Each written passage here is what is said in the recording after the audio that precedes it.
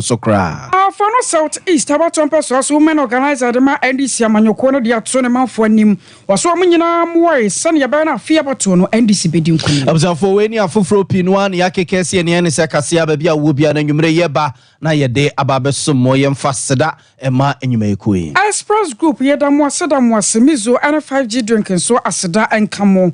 3 Herbal Center was say 3 o'clock capsules so nya bia beboa wo pa kwanto ma futu Samoa Institute of Expert Travel and Tour Limited ebeboa amotumi akọ. After 21st clinic one mabodi no sciatica expert we nyumekwa wodo a one madoma so ya sere na ya de no no nsia kasebo babasom asomfo ba no ye na ya tena se kasebo etwoto ewo na dwumu no me akoso ya ajewa akode boaten menemenua nana ya bo malibi aboga ensemni abzafo ye sase de afri amanyo semo mama no tua sese de wo kan won sako no sa ananum nsia na akade bebo some miensa bo some nan na Ghana fo akoto ba akwa yi mampani a mfie nan ye wo ye nim obeyen hyehyɛ papa ma ma fa ne ya pese ene na degidon papa bi afra na biem soso mraspegiafo a on betena mraspegia fie ma ye hyehyɛ papa ma yi afa eye en ntam papa so afra ne yato aba e de yiwu num na ebra kakra kaya ye de ekwa akoto be amanyokwa udo ni nyina asase abobobo mani so ade hunu de yesi o mani so ne on peso mo ye mamrante ne mabawa ene o mamu ni nyina ene na emfa ho ene ne sasabra ya brewa koto dwa nyina akire no abropo mode ye brabra yipema kwamu a ndisi abanyoko no bodwa e won krapompre mantemu a party na ni so ade hunu a wo mo wo e de mamrante ne mabawa mabu no ene omoda na die de echira mansa won krapompre mantemu na hono na mampani da John Dramani mama wode ekwa kotudwa seso domfo ya dom ama December bosome ne de toso nso abato no a Ghana made sie beto santina kwa akoto no so odi nkunim wo mu a ade obema na ni eku pa eye free SHS no a ofi se mampani na nado danko akufado ene na MPP abaya nye ni ye no woso obesiesie no waye ni ye ama na ye fire kono ema double track no a traffic light we ko school green na we so abafie yellow na we so esanso call red no sa double track no we ni nyina afro no mo aboa ma oh my God yengumasi a wonsensem atumpone mampani da John Dramani mama nensem a wode tu dwanemra na NDC amanyuku no eda o manifesto a efa mrante ne maba ho di akire amansani. We will abolish the double track system so that all our children can go to school at the same time and vacate at the same time. Our kids will not come and stay at home for 4 months and go to school having forgotten everything they learned in the previous term. Moreover, tertiary students now talk about challenges in our secondary and tertiary education sectors. Our secondary education sector is grappling with overcrowding and inadequate resources, contributing to diminished quality overall. A study by Africa Education Watch revealed that between the 2019-2020 and the 2022-2023 academic years, government's annual per student spending under the free SHS program was only 23%, while parents bore the remaining 77% of cost of education. The next NDC government will improve the free SHS program. We will engage the stakeholders in education and ensure proper infrastructure and sustainable dedicated funding for free SHS. We shall also decentralize the procurement of food and other supplies to the headmasters and school bases in order to improve the quality of food and also boost the local economies in the districts where the schools are located. We shall expand access by building more infrastructure in existing secondary schools, and we shall dedicate funding to completing the E-blocks in order that more children can have the opportunity to go to school. Abuzan for reme da ni ranwa na seno mampani da John Dramani mama ni yetene nke wei eyemra na NDC amanyuku no wo mo a youth manifesto no mo pound manne e won krapompene mantem no de sansam itudwa afabie no ye John Dramani mahama eto aso kire mu se wate wano wakaka ndioma be sa dodode o my God ye wo enhira nyankropon chede ampode hira na so aban betena konya so asabie waya ndioma trokano a na eye no nwa pa wase anu nti na ama na pa youth manifesto e hontoma ni nyina no ye ndioma beboa mabunu ede mabunu besiye ebema mabunu da chia ye frana ye kono asa ye nikade aka ho wase brabra no na ban betena konya so o Ghana mabunu wase nuama betumi aye de papa patitiru ene so obi abie nyuma na fe wahwese ye da chimu nsem ebetumi aye ne hiasem. I've been excited watching and listening to all the presentations that were made here today, because our youth who have spoken here today and made presentations have confirmed that our young people are our future change makers. For me, John Dramani Mahama, I've always recognized the incredible potential and power of our young people. I'll continue to recognize and appreciate the importance of empowering them to help shape a better tomorrow for our country. And in conclusion, my young Ghanaians, dare to dream and dare to achieve. Our dreams can transform not only our future, but also the future of our communities, our country, and the world at large. You are the catalyst for positive change. And through you, your inspiring actions and determination, we can bring about the transformation change that our world and our country desperately needs. People, remember always to dream big. Remember always to aim high. And remember always to strive for greatness. The power you wield as a young Ghanaian is immense and powerful. By unleashing your potential and embracing your destiny, you can make a global impact. Understand that the future of our nation lies in your hands, and we're committed to supporting you every step of the way in realizing your full potential. Young people are the driving force behind sustainable development, and your voices need to be heard loud and clear. And this is why I've decided, in addition to this function on International Youth Day, to host a Mahama Youth Town Hall meeting later tonight at the Bukom Boxing.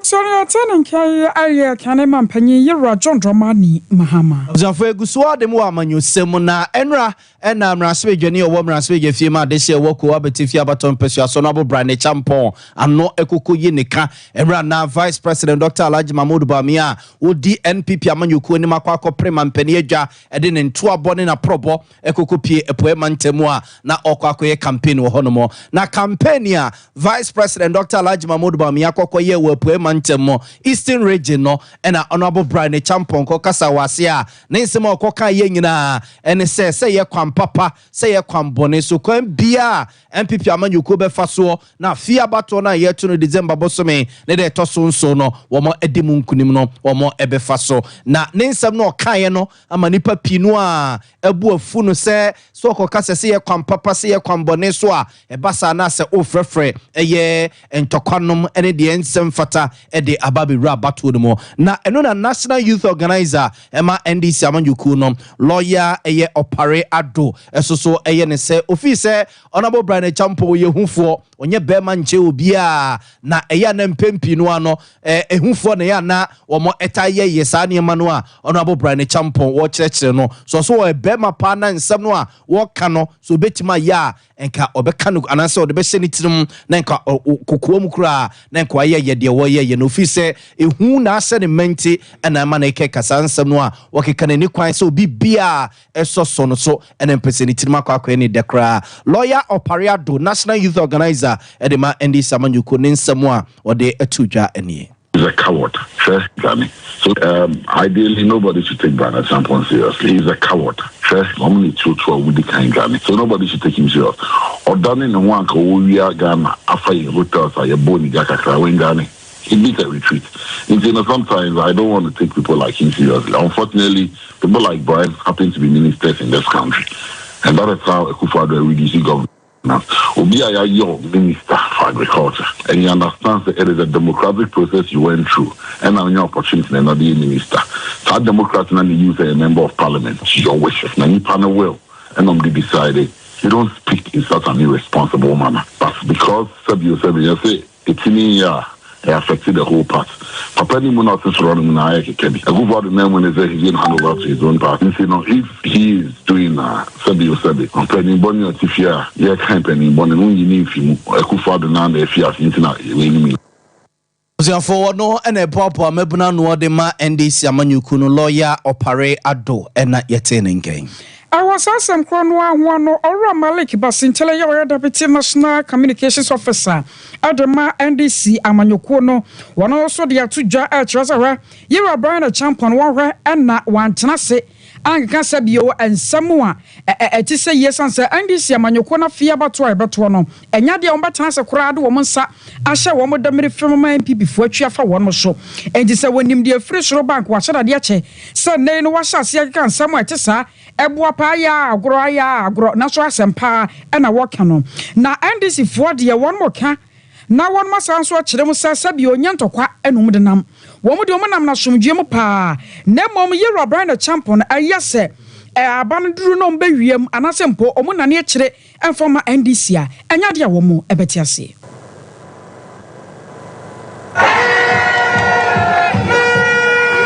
You just stood at the corner and when you was about to take your hotels we said hi you and you just say you will not hand over power to President Mahama. I have a message for him. On the 9th of December, inshallah, if the good people vote for Mahama and your MPs, if he's a man,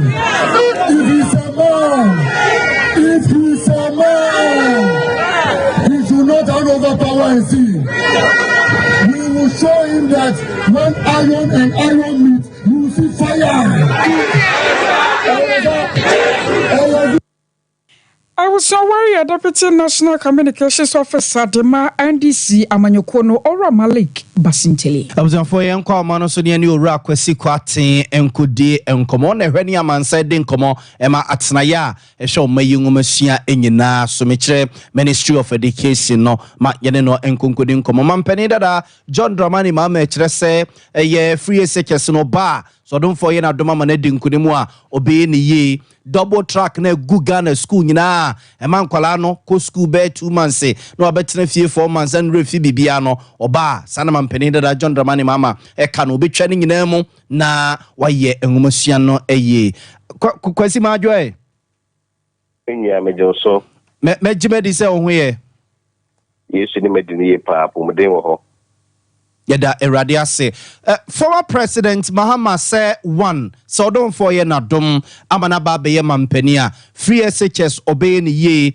double track no office emwa nkola ne be school kakra bi no makotene fie bebre na de obesua ye bia no ne refi so don't for ye na dom amana ba obetwa sa ne ma ni nyina mu no wa ye enwumasua eye sasemwe Minister of Education mu ye no say ni me ya medase na mefa kwanya isuntia watiefo ne akefo nyina emise kakra me kan se sebiebu wonomu a omutu former president epo on education no ana meka se wonomu ejumadi omudi no mise de bi torch makakra se former president ejuma doso tinye sector bia na obehu de ekoso nti omo a wonomo advice on education na mede so bon bebo because you see I no ka say Ministry of Education and after Ghana Senior High School Association ye ni bibia ye friend double track said ye enka na ni ni mo no enka na ni ye what green track gold track na we no moko na we mama kwan ya che school for them nyina into half na bi ko ni bia makwan na bi su chifie no chances dey ni ho the war ABB a friend transition calendar. Transition in Krano.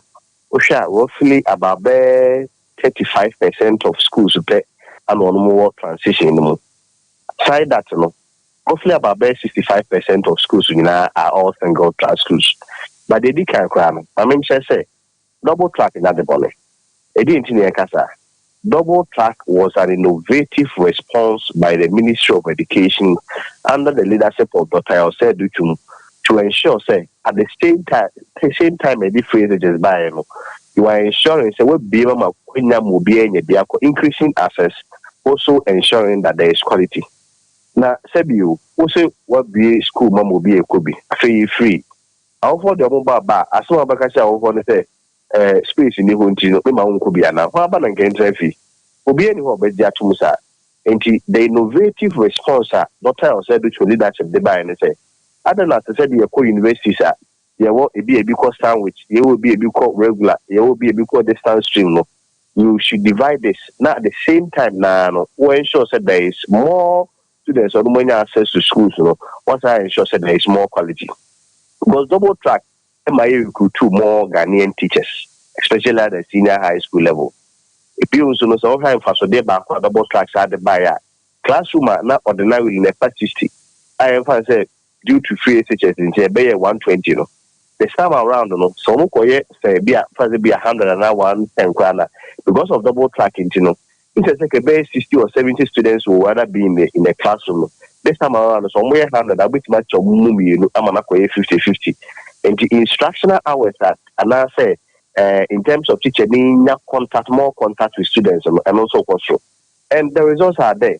We had the past, for say, 8 years, 9 years, only the free SHS students and more results are control a bit bigger, and you get more than 50% of them having A1 to C6 in all 4 subjects. And unlike the whole world that we are seeing in our dream, say increasing access, quality conform. It is only Ghana who was able to defy the gravity. And in the case of Ghana, even though there was access, we still maintain quality, all because of double track. And they can double track a not the bonnet.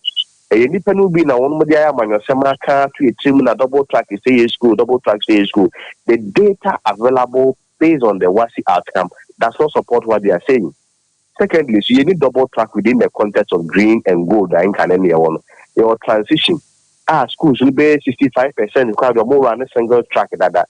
Then transition, some of the schools, maybe are from 2, from 3, 4, school, maybe are from 1 for the way they will feel.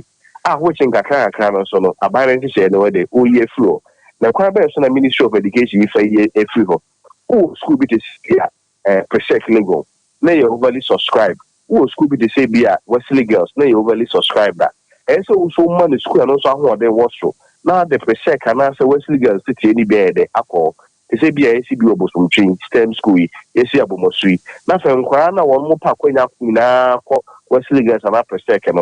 Would the star and the Tiano it be as our call Bosonchi and Asabomosu, now the town Kwana call. That is a way of making sure that there is still access, but at the same time we are ensuring relevance. It is one more cast on be double track a free war. Who be a free war? Like I say, Nippon wanted your work because I don't know what they knew. Oh, we say legal, but be double track as you if you bear with your school die, Grano Womba. So, and America say, one more just yet because Nippon or advice you are Mahama on education or advising ye.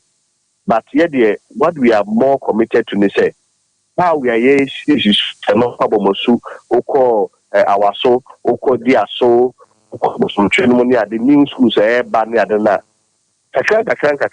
Even though we are still increasing access, the double tracking has been a thing of the past, and the transition about 35% of schools are more transiting crowd. Single class schools in the crowd. Kwesi me na wase nkomo we afi na ya hyase edu baabi na se yebesa so ahia obi wa yebebo pono manwumre de odomfo no wonsha so wanya daje de ama ye nwumre Observe ura kwesi kwaten na hwani amansa de nkomo matena ye hwe omayi ngumasua nyina so meche Ministry of Education no na yete ne nken a na obobo nsem so kakra de eche ne nyina mampeni da John Dramani mama nsem a wode etu dwase oba double track wo ho no nkola ne be green and gold ni yellow a omuko school kakra bi no mabetena fie bebre no mo refidio omuko sua ye nyina no omo ebehwe se omo ebeyi sa ne ma no de free eye honom yentoa ensem no so emamo ayego so da wo ye John Dramani mahama ne nsem wo de ato dwane mu na ansana wo maba power youth manifesto ho antoma no na wo de nka ne anuano manasefo ya wo mogentete e wo mari mu ahia adi nkomo na ne nkomo ne mu no ye John Dramani mahama ekasai e kiro se nyankropon ya adoma mana betena konya so obehwe sa enwuma de obabie bi pa sanse so obi ye adwuma na waje aketua pa allowance kura won fanya hwe no won kae mpo sa ban no anchia na allowance bi amfama no sa semi na ka ho bi ama national president adema unemployed graduate nurses and midwives association owura Haruna Ibrahim wade ababeto so atrasa ane awiase mo bi ne won mo chirifo asempa kodo sa ban no ankasa na se yewra John Dramani Mahama no ankasa wababeto na no mutuo no de ato dwa akira se nyame yadom na maye to so mienu oba so obabie enwuma wom so gina wa 2 no mo sere se won hwe no anyom 419. All of us are waiting for 7th December. We know the problems with trainee nurses. And that is why when we're in government, we said we're going to substitute your allowance with the student's loan. That's what we said. And that is because we wanted to create more employment for you. What is important for you is not the allowance. It is to get a job when you finish school. But somebody came and said he will pay the allowances. Unfortunately, it was 419.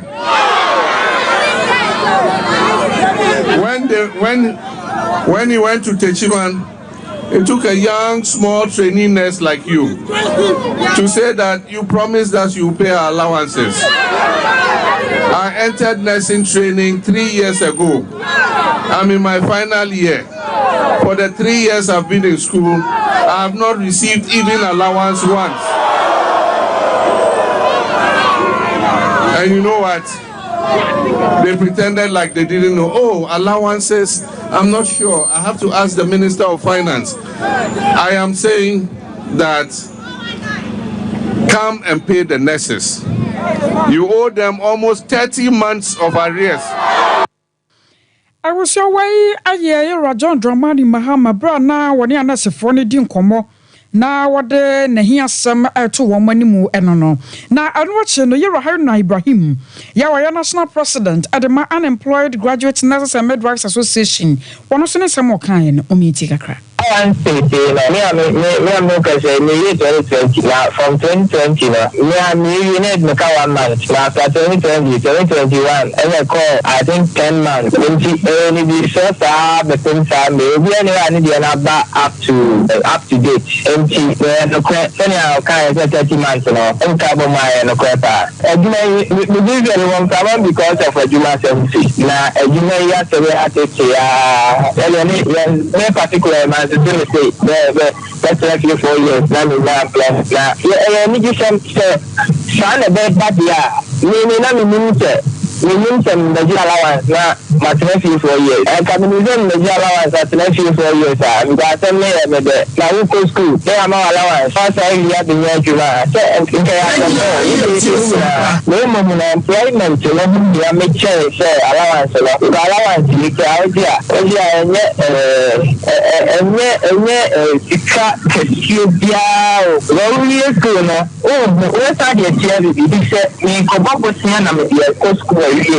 think I mean 4 years in my demands and come Africa to crack up the Islamic career. This is my son better than in cash allowance, you know, in person cash allowance, even allowance, you know, 4 years. I think that reference gentleman Mahama states overnight immediately after school. I have some then make our own. Ora Haruna Ibrahim ana Ertening King. Afeyan famo ensanko eye ngumasuamu ne afeyan famo rapedi ne adwuma ye ho nsensem kakra. Na emraso adwani owo emraso agefie ma de hye wasokwa baton peso yaso mama Patricia PJ ya dodo na salma ne se ahofe Patricia Sompa hima. Na mama Patricia PJ na oye ne sese ne yesi emrantie ne maba wana wiewie suku na omo enya nnwuma nye na omo ne namba chechire sa na omo hu de omo ye bia no a on de office kwan bi so no free SHS no a panin na ado dan kwakufu ado e de bae no so ka ho bi ana bi enya mranche pinu a egu emontene so a wo mo enya enwuma enye sesei semeka hyene so afi na Ghana Statistical Service mpeni for the betu dwa se so mo keka de masi ani a mranche ne maba 1 pimpim akire mpimpim na wono makosuku awie na omo enya enwuma nye eno na honorable Patricia Piege di nkomode afa wono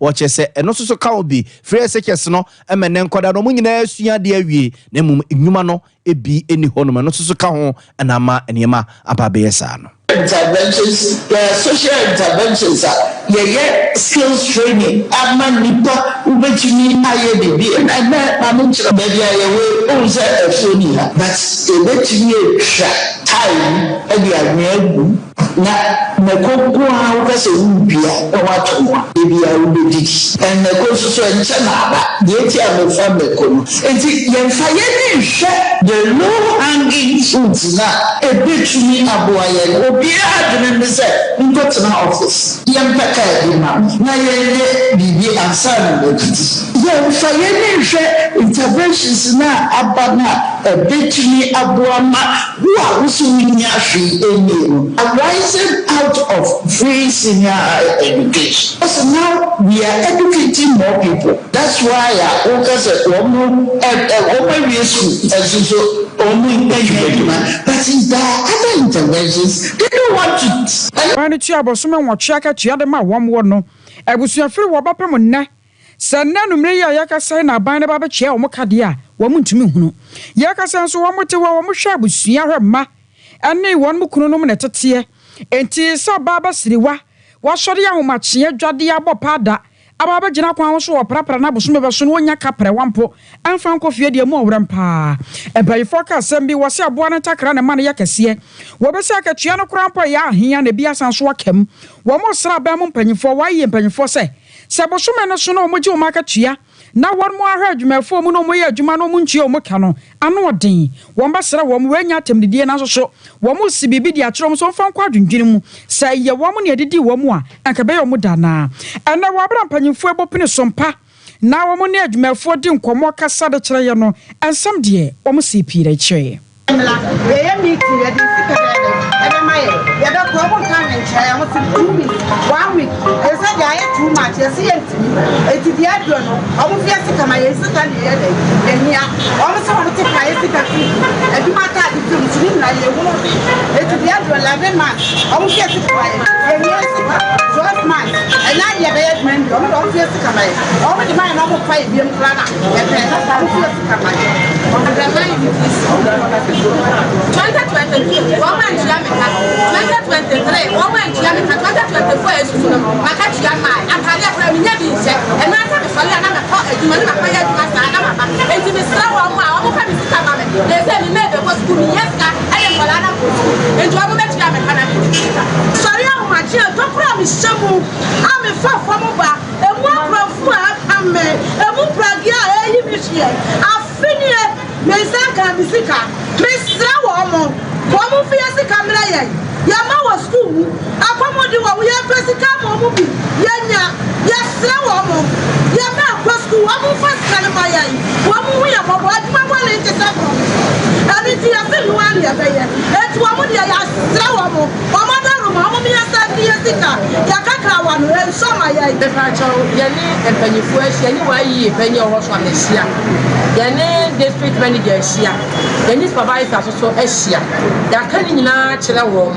Omokra, my wish, and say, 2 months in it. Almost Muya to the Sikaneba, Muya to the Sikaneba, and now to that Sikaneba. It's in the antishe.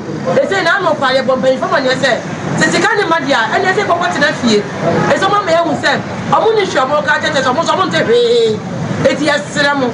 And penny for Moncabi Maya, the other mobile. Is it a shop? And penny for where Seramo, for the devil for it much out. Monca, I do buy for my other money. Yakachia.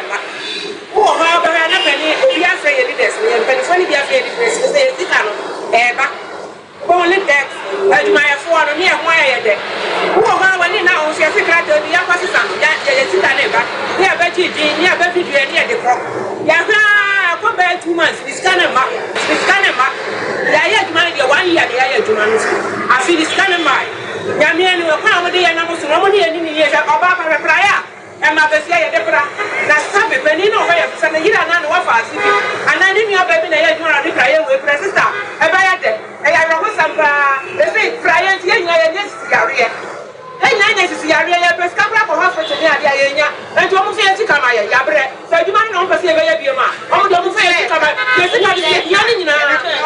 yanning a moment to have any kind of watch it.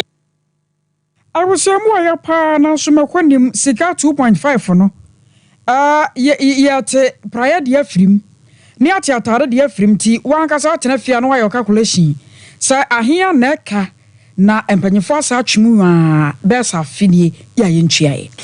Yademo Eko Vice President Dr. Alhaji Mahmoud Bawumia natena ye onamu apuema ntemu Eastern Regional ne campaign ya sebeye na obecheche ne nsemu na to Ghana fo asum ne yetirim na odofo yadom agya ye hwe ekokrumuti ho hwata kan yensa kono sananu munsia alezi ebutu amiem akwakoto oba December bosome de tosonso no yaka no wadaka nim ne ato aba ede ama no na proba wode kokopie Eastern Regional apuema ntem ne honum no ena oditu gya so ne office baby o my God yengina babedru no ohun faso bi e woso ena ohun nyansasem bi ewom se driver ni kuta driving license ya yesi mfie mienu bia no na ewu na ewoso saso koye foforo wabre ebetima trem ede ama driver fo no ebia mfie nwotwe mfie bedu na okuta ne driving license ya wode eye adwuma sense mfie mienu bia no yesi ebewu na wasaso akwakwa foforo eno soso bekwa akoye sikaseye ene adaje seye akwa Vice President Dr. Alhaji Mahmoud Bawumia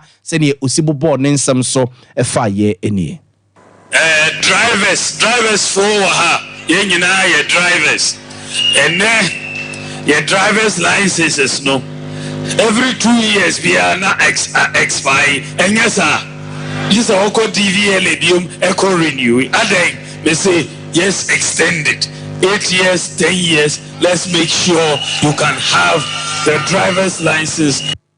Abuzia fonti we Vice President Dr. Alhaji Mahmoud Bawumia said you see chere ni nsem de efa ye eno ne ba say you know and Sompa FM ne Sompa television nsem chere for ye say ye mompira driver for no ne yemu so omo say nsem we ya Vice President Dr. Alhaji Mahmoud Bawumia ekeken wo mo atia na eno ntu eni openi Samuel Amwa wo ye penimpa be de chere ohwani amanse de nkomo e ma GPR2 kono kuku de nkomo eno wo chesenke yensusu ye de papa ena Vice President Dr. Alhaji Mahmoud Bawumia e de bane de na nso ne mprempren de ye hia wo mu no enye license ya ye de ko 8 years ne 10 years ne mum license dada no a ne niam nkete bia ya na ye de ha wo mu no sa ban ye free ho no mu a enka ebebo wo no mu so pa What about license and homes and Sama, Yabra or Hutakra? When you make us Yabra or Hutakra, if she had a queer Chiabra, you wouldn't share Kai Chiasano.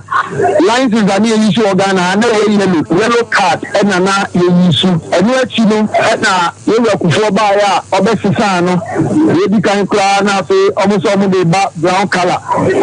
Brown color, Nimunia, Buswana, a can say biometric.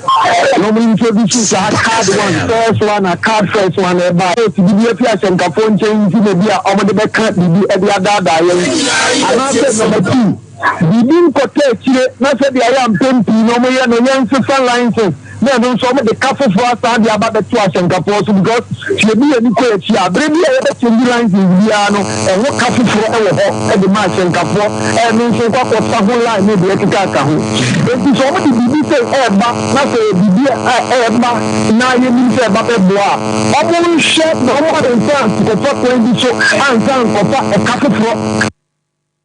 Fonti we your penny Samuel Amwa one e penny pa be de kire ohwani amansa din komo e ma GPR2 ku no ena no so adafo mu nsusue e fa the Vice President wo kan ho eno no ama me Marama Salifu aya hafo no South East abaton peso so NPP NDC amanyoko no wa movement organizer eno no na wode atudwa akire mu se afia bato ebeto no ema no nyire wo mo pa wo kire NDC fo sanse abai aginama no so wase ema na timika asum sama be ma gidie wo be tumika asam ema be ma wonye ni kura no a sani obeso bi aka no wada fe no ase bi afa no ema ne to na sum ema ne na sum de pa enam so nti obesere se ema na ko wonten so mo hwe se won mo nsam mo de bekọ no ebe ya asam eto asum asam agye nkwa na beboa ma NDC adi nkonim e wo fi abatu mu wore sansem wa nyina to dwa wabra wode na ne chemu wadu jama market na wokoye na wone won monyamfo Yakubu Muhammad ya wo hwa ni mu se wokosi NDC amanyuko na nemu e wo mrahye bedwafie yadi ya campaign abepie mu adidwama ahafa no South East wo ba yenkuro no akese betimi akase ye district capital no ene adidwama ye ntia yadi abepie ha ne se ye market kese a e wa ahafa no South East ya se no no adidwama ene yedi no enu nti na ma ne yadi ya honorable Yakubu Muhammad ebepie mu e wa adidwama pa chaw sesia ne a ye kono mini abema se wo hwe oman mu a so my mu ayedin e ma ye ne ebrepa because be ma se wo ba ye community mu a aye farming ye afuo eti se be ma no hwe na se skani ni botom a osori ahomache 3 na okọ afuo mu because of akwala be busa ni school sika eti wo kọ no ye e ma tan no ye na nkwala ni busa ye sika ye e ma ye ne kodwom kodidwa because say entos utontos 10 sidia enso enkwan utonya do 10 sidia enso enkwan uto banche 20 sidia enso enkwan enso ba yi wo ba se omeye ye vice president ye maame no so ba wo ba no wadwene ye ho because wo ye ba enti say maame no so wo ba obema ye women's bank a eye emanko a na ebe ye adwuma e wo bank wo oba wo fa wo card na wo de kọ hwa ye be ma osika na wo de adidwa se ne ebe ya ye benya bidia support ye nkunu no I was aware of for no South East so women organizer the NDC Mame Mariama Salif na adu jamfi piesa otoso mienu eyo hine popropo wo truba ye wo kwabere East Abaton pesua so no de futu akwama mrenten maba wan se ye me ye miri ye ni mire dwuma na ye mfa ye nsa enye dwuma sense ye betena baabi se ase akrofa sabi be free maba na aba besesen ya brabo ene ya setena mo ede amayen na adu jamfi piesa otoso mienu de sanseme to jawabra chere educational complex ya wo truba na omo edi omo dwumade kese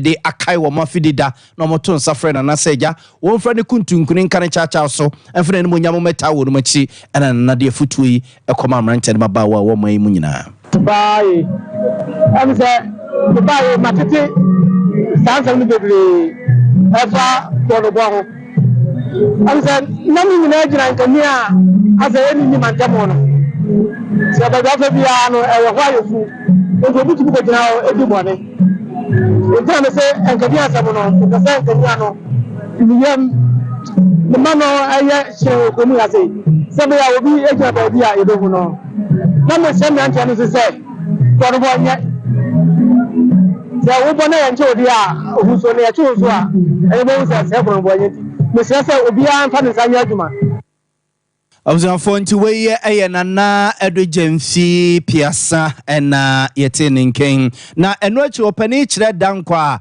ono so eye kire educational complex school no eye ne dia so ede kakra eto aye so sei kan besun dae se eye se ubeti school ha de boa o mine no the brothers no headmaster Anglican secondary school no be call retirement tin enumu na ma minya je say be school na aboa Ghana man no ban for so be brave we kwara I was surprised I was about to cry because say the people who camp who say niam akọ so mi sisi nai development projects be blow my no am many age too much because Ghana ba say no if you say ye wa buchi na say ye betumi aboa o man no kakra obenya bia no wo de ba na be ye bibia e be boa o man no a eye pa because project be o ha esitimi ye nti abotefo no isremo mumra na mmeboa o man no observe for kire dankwa ene yete ninke ono na kire educational complex eye ne dia ena ono so de adesere we eto abam mpanimfo anim no na ona yi no kan se brofo no I was about to die ya grace na ka I ain't get time for it ya grace no so obi a wuja to fie ne si no America ni also to us what in ne ja to fie on say what also say I ain't get time for this na je no church who jane be so mo say I ain't get time for this and na bro for some 21st clinic in yakan for the ama wo ye sciatica expert sir wo sciatica ya de no wo mba na wo to asiade ama wo laboratory center scan ne ade massage so omba massage obi papa Oko Kumasi wa Overseas Junction or Alpha Radio Boase Council Quarters and Cradamaka Sunyan and Kranzana Tashiman 0540311311 0540311311.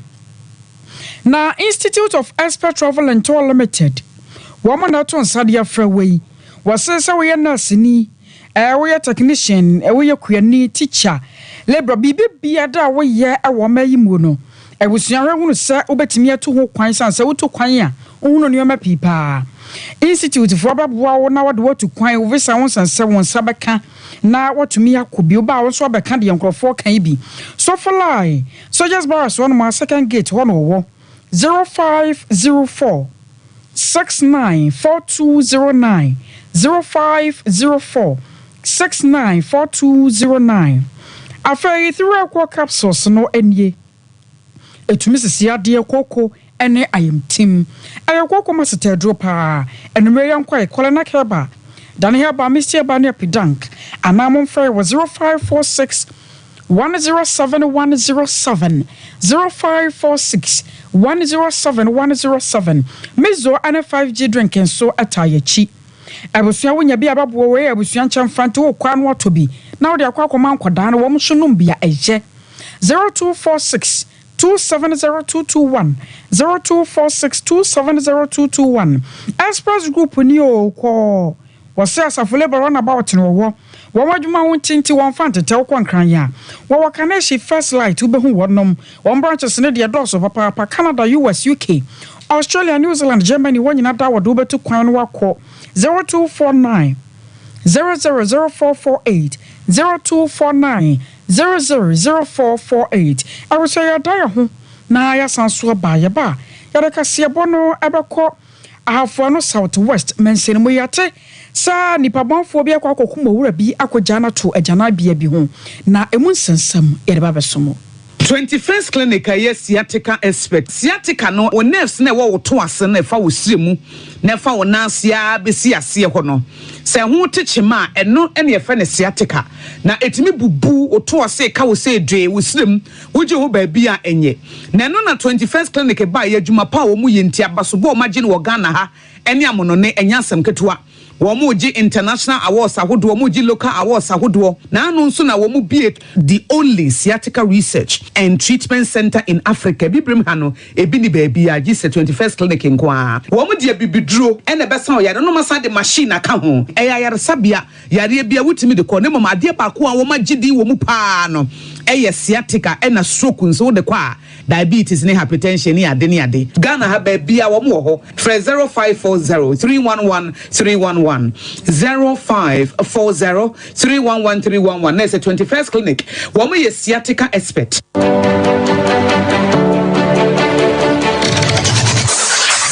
Introducing Mixer 5G Sparkling Drink, a whole new refreshment in a can. Mixer 5G is a tasty non-alcoholic drink. It is a perfect companion for all your events, including parties, weddings, and funerals. It is made with green tea, ginseng, guarana, grapes, and grapefruit.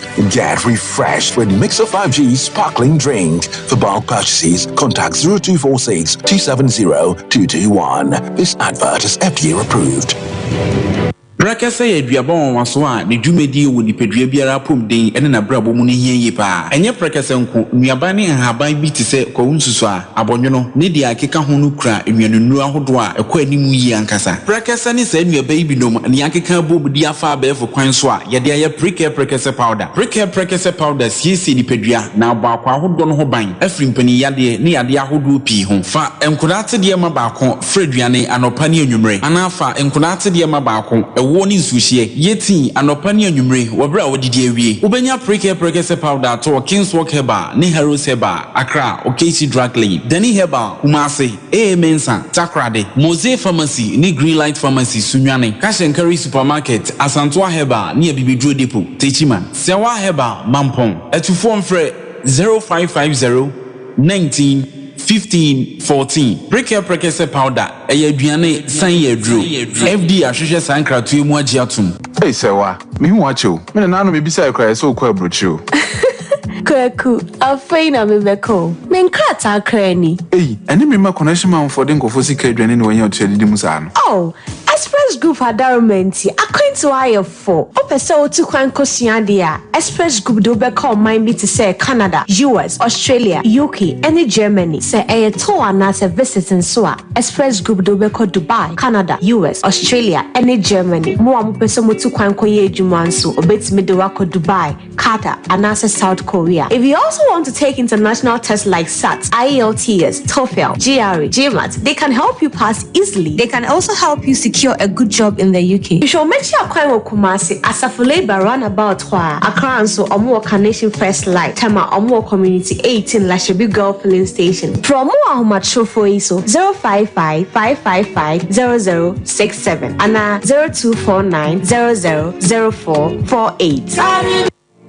Here in Ghana, when it comes to chicken, the good old days are back. Why?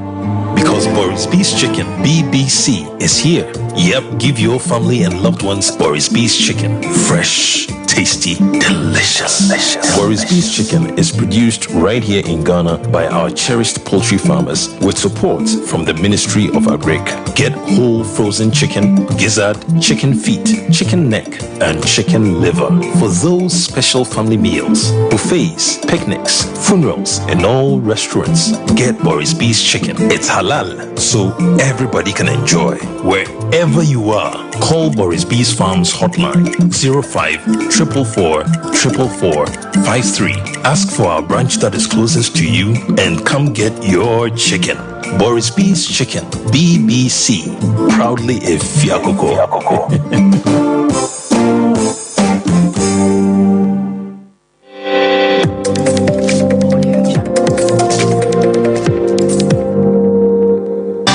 TV, Emma Akitiapa. Yadamo says so much to and some the soya common so near money boni beneza. Also on Saka could drink more yet to say or call have found us how to Westman cinema. Nepa be a kumora be an infiano cacoba said your son. Any a chile at Nakako to be a ya. A friend who moves in for Cradia Babaya Janabia. Now, young Quanian Codiho and Como Urban Major. Hey, yara wo se media no den pa video ya wo de abreye ano hye wada maboye mu an ekoba ne sei akosia bebe se ene fo mi nsani na abrantie ba bi a wo no ewo sa kunsu sabra mro kake no nipa bonfo bi mu atimi agene kra afri ni nsam anokosam anopeye sorry ye ne ko hu se abrantie ewu eda wooden structure bi a wono eho ena ode ne nanfofo eda eho ena abrantie ne na wowu a wota ho na wo hwe se de na abrantie ne sita ho na bebe se na wo tri anasa ne famiensa ena wutu se abrantie ne ne ekunu anu o hye sa wooden structure ne mu a bebe anu oda no emoja na free ne ho eba ye nyina na yade se ahye aye tuntuntuntuntum a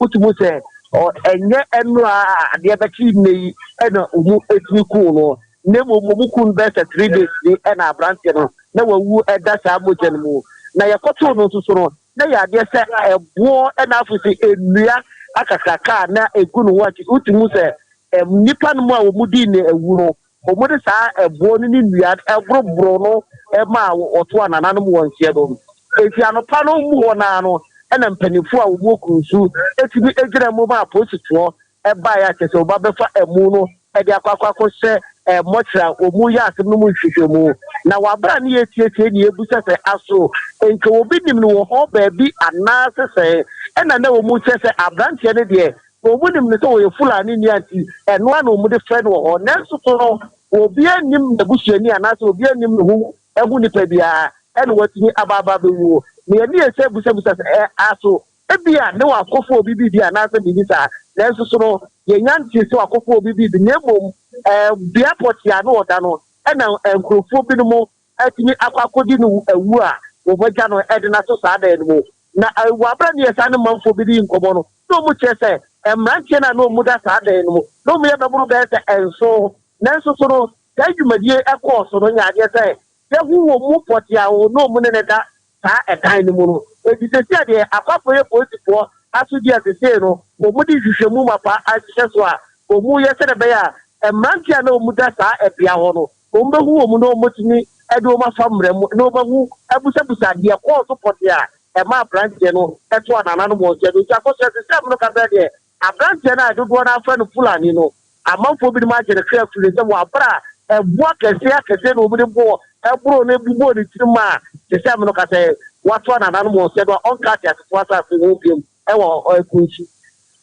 ana amanfo no anti dede bi ebra na asem yi koso sanse wo hwa se fie bembe ho dede bi ankoso ma won man te se bibi pote koso odan ni mu ana bi wabra ye ni manfo bi mu di nkomoka ko mu kra die enim se wo bi kra da ka dan ni mu ne mo nipa na wo mu de ehona ja no ye se better ne nanse ni onu ayare kokuma se ena obi ehu kwankura branch no fa so a obeda ho asisi amno ka de no amanfo bi makoje ne kra die free ni nsem e wo sa kru ni mu no ejisa si ana posifo hye mu ase ana Tapeta akofia abosi for remu na se anopai no na omu pe wo manfo bi ma omu eni ma branch na afensu so manfo bi ma wo mu eba beda sa dan sa wudi structure mu no abosi for acha a omu pe egofo na omu ho no mu edo ma fa bra kwanso eben mo anu ama ne boya da se wa bibia ni e wada ma fa nka me yayi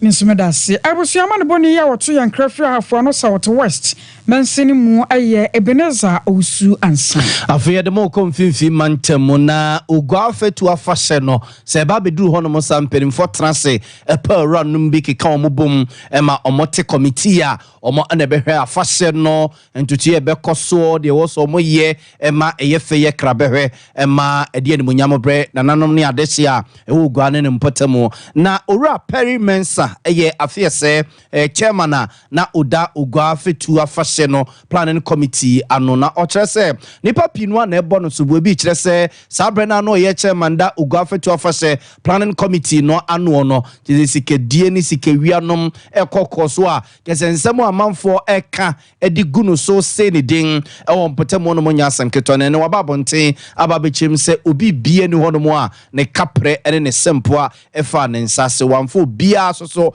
kapre de no so ye bia no oye ama fashe no ene munyam ne ye wose bebia no ebai na amokro no bia you rent the account when I hear launching for the next affection. Yeah, launching affection now. Previous affection, ya can't me na discuss some nazina to go. But this year, why you launching one from? And see, I didn't have the chance to render the account. Yeah, 2018. Yes, affection 2018. Yes, affection 2019. Yes, affection 2022. Yes, affection 2023. 2020 and 2021. On COVID into affection. Okay, 4 years now. Yes, affection. Sika ye obeye 241,976.12. My SBA na Ogwa Traditional Council was a bank account. You could see 30,000. If Palace project now at that time you're spending 68,000. And year by the Traditional Council na person for you. They am fire fashion. Yara near Papro. The GG iska near Zbaya fashion. 4 years been the man yaya. I am a bit more in a radio doing what's there. A fashion would be Fonti we your penny perimensa ena yetene nken. Light World Embassy Church here was Santa say. Reverend Michael Sebonsu ana ye sofpanyini ya wadano. Na wanma kwa ya nano memendano. Ade nneoma wodo pinu a akwakoche. Ghana de hye mu binum ya wo moda ne duafie. Enum wono ana panyipa de atodwa atrasa wiasim. Nyame bo ma wonsa ka bia no watene wonsa. Na wo so acha me bia so bia do hia mo so sanse ba bia anuase ne kro no ansakọ ne nsa no aba enam saya so nchi ne wakoto de asre nuanoma Kristofo wose me nyina ye anase mpo menya sika se tam ansa na wache onua de se ka wakoma se wase de wo mpo uyidi ma hweso obetumi de amasa se no mum ene nhira wo mu enne ye bewura ono enne ji omokwa bi hia ye no ama yakoma ato ye yem se obi da fiase ana onyera nti enne yensu ye ba se bi nyame de ma ye no yensu ye ba be kai omo se omu nua ne ye yensu ye nua ne omo se de be enya omo se aka omo nko a to obi a otie ne hu se obi wa fiase a ye nyi no totwene ye kana pata ye ho so da se oso kasa na to yesu fiere no ye mo a ye nyina ye ni baba ko na akwa akudi ehia ti de nyame senne wobie kwai amaye Anwachi no ana senior officer Yira Emmanuel Padi wono ebra na woje ayanuoma no ewo ne duafie ho no wono so gina de hyere nyina na mu adase Senator officer Emmanuel Padi Zago Victor Director any central prison regional commander now nina egi atede fefefe amudi bremu insira eyamudia nyamuye no se ne bible kan say mudie mo amuda afiase no bi ne mo aye no ties insira free esro ho ebe fi form na ya de mam wo isi Kristo dim Anwachi no yana Light World Embassy Church ye wo santase ansormane bi anso ekasai na wie da Yesu Christus any reverend no say bonso ni so adi huna ohun ye se bra wo di ni fie miensa day obesra Kumasi Central Prisons ye ba ye enuanu mo e Central Prison ya chi enfeso ni na ye nsusu na ye nkrampo ya behun sa na ye se anuanu mo nsusu o mo so wa abonte Yakopon aye o madon se nyame ye o adom na otonse o mo nsem a o mo so kai anuanu mo ne duafie no enye boni bia o maye nyamfunso bi o maye ebi ye ntwato so ebi ye nkwanhia ebetimi ya ene dey ye bayo nso ye hu se ye papa no na enya agudu ye bayo nso na ye wura wo ye wura mu no enijie aba ti ye besre wo ma wo abonte de se pase ya metu wo mu nsemu a wo mu ka wo mu si ye inipa te se ye ne kakra ebetimi aka ai na chi ye ba ye soso no se de yesusu ye nim se o mu ho no awerho ani adem na ahwe mu na soso I was your way Asafumaye War Light World Embassy Church here was Santasimu. Therefore, you know, we saw a name in somewhere papa no de babesomo yem fa munsi ane sorry ema monka boka kra mo de ababeda ne yem fa mpimo sina kofuri ene ne dom entwaso kuku ane chinchin fidie ne